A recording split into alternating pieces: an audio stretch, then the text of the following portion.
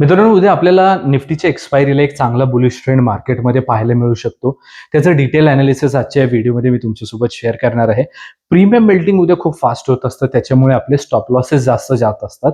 त्याच्यामुळे कुठल्या लेवलला उद्या ट्रेड करायचं नाहीये, तो झोन तुमच्यासोबत आजच्या व्हिडिओमध्ये शेअर करणार आहे, जेणेकरून तुमचे स्टॉप लॉसेस जे ते वाचणार आहेत. नमस्ते मित्रांनो, मी संतोष निकम, मी एक सेबी रजिस्टर्ड रिसर्च अॅनालिस्ट आहे आणि माझ्या प्रत्येक व्हिडिओच्या माध्यमातून इन्स्टिट्यूशनल स्टाईल लर्निंग आणि अनालिसिस तुमच्यासोबत शेअर करण्याचा माझा प्रयत्न असतो आणि आजच्या व्हिडिओमध्ये देखील माझा असाच प्रयत्न असणार आहे. सुरुवात करूयात इथं आपल्या आजच्या व्हिडिओला.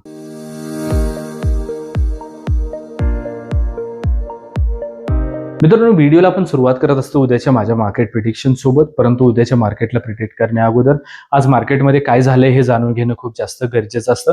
त्याच्याबद्दल सर्वप्रथमतः बोलूयात. तर मार्केट ओपनिंगच्या अगोदर इन्स्टिट्यूशनल फुटप्रिंट मी तुमच्यासोबत शेअर केलेल्या होत्या आणि रोजच करत असतो. आता इन्स्टिट्यूशनल फुटप्रिंट्स ज्या असतात त्याचा अर्थ काय होतो की ह्या लेवलला कुठेतरी इन्स्टिट्यूशन्सने त्यांचा व्हॉल्यूम काही ना काही एक्झिक्यूट केलेला असतो. तर आपल्याला इथून एक पीई साईडचा चांगला मूव्ह पाहायला मिळाला. मी माझे ट्रेड सांगतो जे मी पेड ग्रुपमध्ये शेअर केले.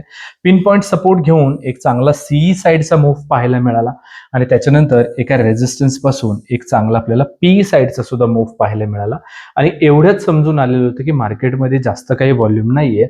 ऑलरेडी 3 चांगले ट्रेड झाले, त्याच्यामुळे मी सांगितलेलं होतं की आज ट्रेड करणं जास्त चांगलं नाहीये किंवा जास्त मोठे मूव्ज आज आपल्याला मिळणार नाहीत. आता ते मोठे मूव्स कसे आहेत हे तुम्हाला सांगतो, पण हे पाहून घ्या की इन्स्टिट्यूशनल लेवल मी तुमच्यासोबत ज्या शेअर केल्या त्याच्या बेसिसवरती आपल्याला खूप चांगले मूव्ह जे ते आज इथं कॅप्चर करता आलेले आहेत.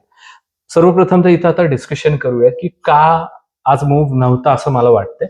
तर पहा, इथं ही जी लेवल आहे पहिल्या 5 मिनिटाची कॅन्डल जर का तुम्ही अशा पद्धतीने ड्रॉ केली तर तुम्हाला दिसून जाईल की पूर्ण आता थोडंसं इथं वरती गेले म्हणून, नाहीतर पहिल्या 5 मिनिटाच्या कॅन्डलचा हाय आणि लो पूर्ण दिवसभर निफ्टी ब्रेकआउट देऊ शकली नव्हती. त्याच कॅन्डलच्या रेंजमध्ये थोडंसं खालीवरती मार्केटने केलेलं पाहायला मिळतंय. त्याच्यामुळे आपल्याला इथं कुठलेही मोठे मूव्ज आज पाहायला मिळालेले नाहीयेत. आता तसं पाहायला गेलं तर मार्केटचे सेंटिमेंट जे आहेत ते बुलिशच होते. हे देखील आपण आजच्या व्हिडिओमध्ये आपल्या हिंदी चॅनलच्या माध्यमातून मी लाईव्ह येत असतो त्यावेळी तुमच्या सोबत मार्केट ओपनिंगच्या अगोदरच शेअर केलं की फंडामेंटल्स म्हणा किंवा टेक्निकल्स सध्या बुलिश पाहायला मिळतं ते मार्केटचे. फक्त निगेटिव्ह न्यूज आहे म्हणून ते गॅप डाऊन झाले.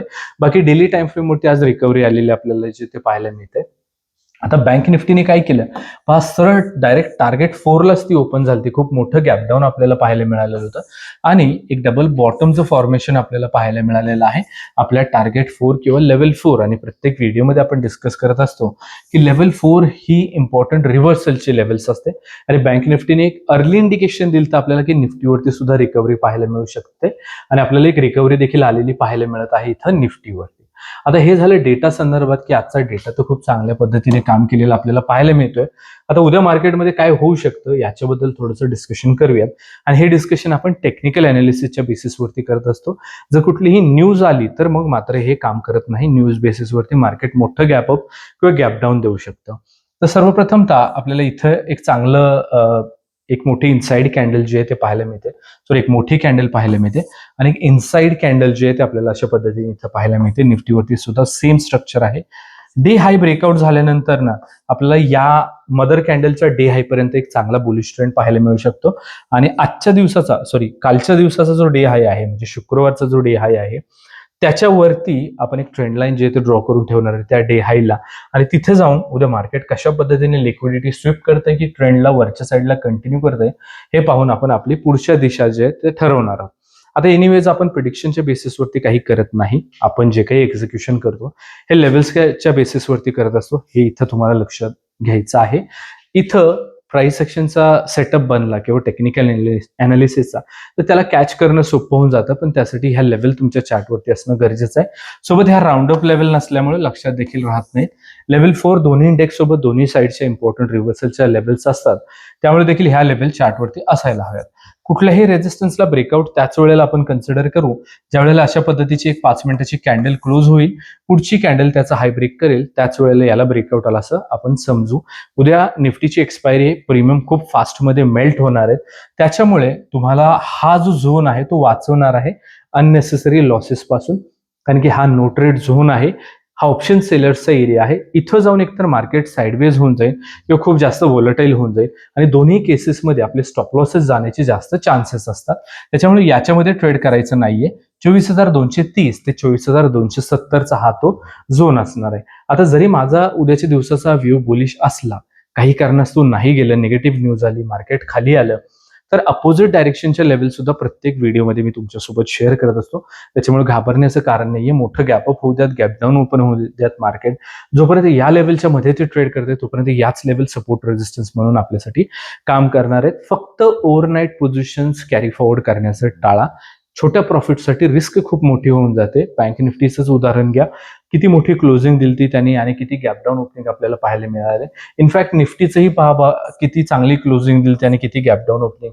सीज या वेळेला बऱ्याच लोकांनी जे ती कॅरी फॉरवर्ड केली कारण की टेक्निकल अनालिसिस म्हणा किंवा मार्केट सेंटिमेंट सर्वच बुलिश होते. अचानक गॅप डाऊन आला आणि त्या अचानक गॅप डाऊनच्या नादामध्ये आपल्याला एक स्टॉप लॉस गेलेला पाहायला मिळतोय आणि ह्या स्टॉप लॉसवरती आपला कंट्रोल नसतो की किती जाईल.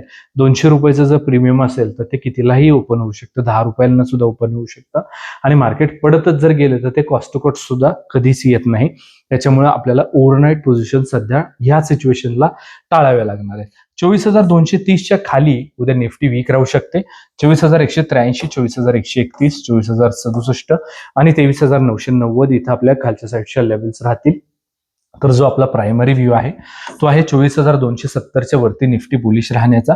24,321, 24,376, 24,434 आणि 24,492 इथं आपल्या वरच्या साईडच्या लेवल्स राहतील निफ्टीसाठी. बँक निफ्टीचे प्रीमियम जास्त असल्या कारणामुळे बऱ्यापैकी ट्रेडर्स त्याला ट्रेड करत नाहीत, पण तो बँक निफ्टीमध्ये लिस्ट असलेले स्टॉक्स निफ्टीमध्ये सुद्धा लिस्टेड असतात आणि त्याच्यामुळे बँक निफ्टी एक अर्ली इंडिकेशन देत असते निफ्टीवरती पुढचा काय मूव्ह येऊ शकतो त्याच्याबद्दल. त्यामुळे ह्या लेवल सुद्धा तुमच्या चार्टवरती असायलाच हव्यात. 57,980 ते 58,120 नो ट्रेड झोन राहील, याच्यामध्ये ट्रेड करायचा नाहीये. 58,120च्या वरती बँक निफ्टी बुलिश राहू शकते. 58,243, 58,403, 58,580 आणि 58,784 इथं आपल्या वरच्या साईडच्या लेवल्स राहतील. तर 57,980च्या खाली बँक निफ्टी वीक राहू शकते. 57,858, 57,702, 57,540 आणि 57,394 इथं आपल्या खालच्या साईडच्या लेवल्स राहतील. तर मित्रांनो, आजच्या या व्हिडिओमध्ये आपण निफ्टी आणि बँक निफ्टीच्या उद्याच्या माझ्या मॅजिकल लेवल्स डिस्कस केलेले आहेत, उद्याच्या माझ्या प्रिडिक्शन सोबत. आणि प्रत्येक व्हिडिओमध्ये माझा प्रयत्न असतो इन्स्टिट्यूशनल स्टाईल एनालिसिस आणि लर्निंग तुमच्यासोबत शेअर करण्याचा. आजच्या व्हिडिओमध्ये देखील असाच प्रयत्न केलेला आहे. आजचा माझा व्हिडिओ कसा वाटला किंवा माझ्या अगोदरच्या व्हिडिओ तुम्हाला कशा वाटतात हे तुमचा अभिप्राय कमेंट बॉक्समध्ये नक्की कळवा. उद्याचं तुमचं मार्केट प्रिडिक्शन सुद्धा मला नक्की कळवा. तुम्हाला सुद्धा स्वतःला प्रॅक्टिस करावी लागणार आहे जर का सक्सेसफुल ट्रेडर व्हायचं असेल तर. व्हिडिओज आवडत असतील तर लाईक करायला विसरू नका. चॅनलवरती नवीन असाल तर सबस्क्राईब करा. काही दिवस लेवल्सला फॉलो करा तुम्ही आणि मग नंतर सांगा लेवल्स कशा वाटतात ते तुम्हाला.